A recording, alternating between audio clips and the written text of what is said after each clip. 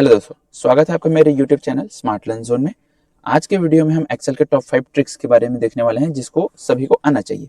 ये ट्रिक्स जानने के बाद आप एक्सेल को एक प्रो की तरह यूज करने लग जाओगे। साथ ही जो ऑफिस एम्प्लॉयज हैं उनको तो ये ट्रिक्स आनी ही चाहिए। पहला ट्रिक है अपना कि हमें पूरे रोज को हाईलाइट करना है। जैसे मुझे सेल्स पर्सन के बारे में जानना है तो सेल्स पर्सन हाईलाइट हो जाए। अगर मैं आइटम लूँ तो आइटम हाईलाइट हो जाए। तो ये कैसे काम करेगा, इसके लिए पहले हम सिलेक्ट कर लेंगे पूरे डेटा को। कंडीशनल फॉर्मेटिंग में जाके न्यू रूल्स पे जाएंगे। न्यू रूल्स में use formula to determine which cell format पे सिलेक्ट करके इक्वल। अब यहाँ पे हम सेल्स पर्सन को पूरा सिलेक्शन ले लेंगे। उसके बाद F4 दबा के कॉलम लॉक करेंगे।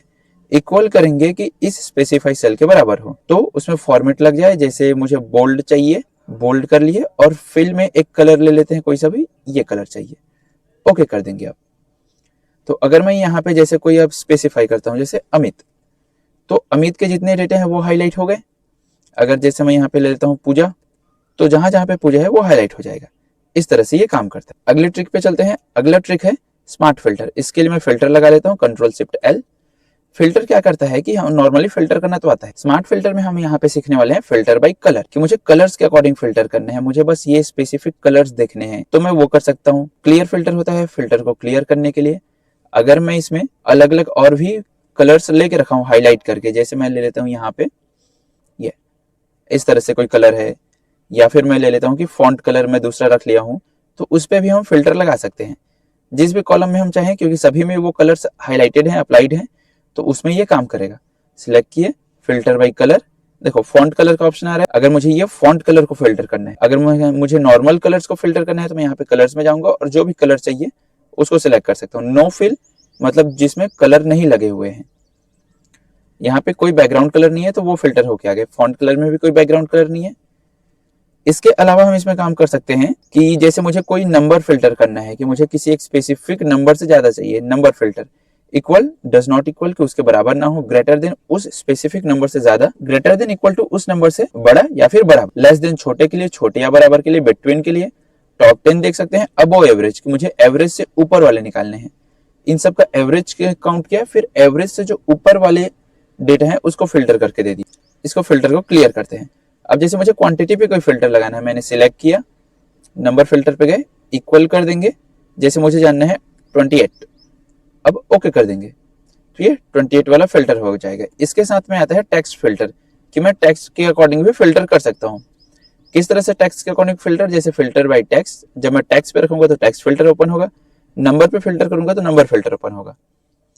टेक्स्ट फिल्टर में भी सेम चीजें मिलती हैं। इक्वल है, डज नॉट इक्वल है, बिगिन हो रहा है, जैसे मुझे जानना है अमित का नाम शुरू हो रहा है, ए से शुरू होने वाले जितने भी पर्सन हो जानना है, तो ये डिटेल आ जाए। क्लियर फिल्टर फिर से क्लियर कर सकते हैं। इस तरह से ये काम करता है। ठीक है, आप इसको प्रैक्टिस कर सकते हो कि कंटेनिंग, किसी एक से कंटेन करने वाले नंबर्स को करना है। जैसे मुझे यहाँ पे मॉनिटर्स को फिल्टर करना है, तो मैं यहाँ पे गया, फिल्टर बाई टेक्स्ट फिल्टर में गया, कंटेनिंग में जाके मैं यहाँ पे मॉनिटर लिख दूंगा।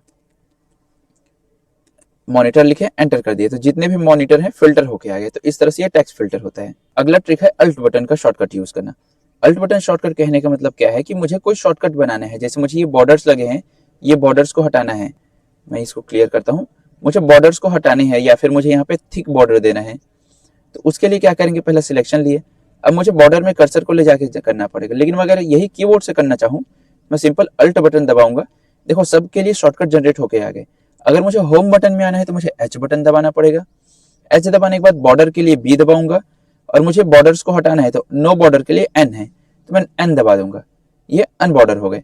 या फिर अपना डेटा कभी कभी क्या रहता है कि इस तरह से सेट रहते हैं, ऐसे, तो मुझे इसको भी फिल्टर करना है। तो मैं सिलेक्ट किया, अल्ट एच, होम में आ गए, फॉर्मेट में जाने के लिए ओ, और ऑटो फिट कॉलम के लिए आई। वैसे तो ये शुरुआत में बहुत लंबा लग रहा है, बट एक बार हम इसको सीख जाएं तो बहुत इजी हो जाता है। जैसे मैं सिलेक्शन लिया, अल्ट एच बी ए, ऑल बॉर्डर लग गया। देखो कितना जल्दी हो गया ये काम। अगर मैं इसको कॉलम पे सिलेक्ट कर लूं, कॉलम को सिलेक्ट करने के लिए शॉर्टकट होता है कंट्रोल के साथ में स्पेस बटन। अब मैं अल्ट एच ओ वाई करूं तो पूरे कॉलम के साथ में अपना ऑटो फिट हो गया। अगले ट्रिक में चलते हैं। अगर मुझे कोई स्पेसिफिक टास्क को बार बार करना है, जैसे मैं ये सिलेक्ट किया, मुझे यहाँ पे फॉर्मेटिंग लगानी है, जैसे मुझे ये कलर्स देने हैं, तो मैं फिर से सिलेक्शन लिया, मुझे वापस से वहां पे जाने की जरूरत नहीं, मैं कीबोर्ड से F4 दबा सकता हूँ। कोई भी टास्क जो मुझे बार बार रिपीट करना है उसके लिए मैं सिलेक्शन लेके F4 कर सकता हूँ। जैसे मैं एक काम करता हूँ, मैं ये रो को डिलीट किया, कंट्रोल माइनस। अब मुझे इस रो को डिलीट करना है। रो को सिलेक्ट करने के लिए होता है शिफ्ट के साथ में स्पेस बटन, F4 दबाया, देखो वो रो डिलीट हो गए। इसके साथ लास्ट है कि मुझे सीट को चेंज करना है, एक सीट से दूसरे सीट में जाना है। अगर मुझे एक सीट से दूसरे सीट में जाना है तो उसके लिए शॉर्टकट होता है कंट्रोल के साथ में पेज अप और पेज डाउन बटन।